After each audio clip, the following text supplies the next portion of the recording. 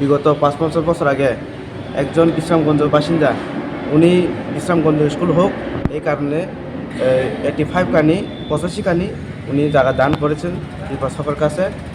কিন্তু এখন আমরা দেখি যে তার যে জায়গার যে দেশের প্রতি ভালোবাসা আর যে জনসাধারণের জন্য যদি উন্নতি চাইছে, তার এই কারণ উনি যে জায়গা দান করছে, তাকে ত্রিপুরা সরকার সঠিকভাবে সম্মান দেওয়া দরকার। কিন্তু ভাই এটা আমরা দেখি না।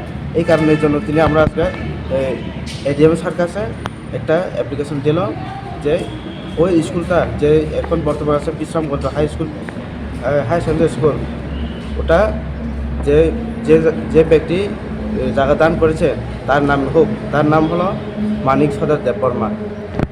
এডিএম স্যার কি বলেছে? এডিএম স্যার তদন্ত করবো। এখন ডিও স্যার কাছে কথা কইছে। তো আমরা এসএমসি চেয়ারম্যানের সাথে একটা মিটিং করাইয়া এই বিষয়টাকে করলাই বসলাম। আন্দোলন করব। আমরা তো সবসময় আন্দোলন করি। যদি আমাদের ওনারা যে কথা দিয়েছেন যদি না রাখে, তাহলে আমরা বিরাট আন্দোলনে যাওয়ার লাগে, বৃহত্তর আন্দোলনে যাবে।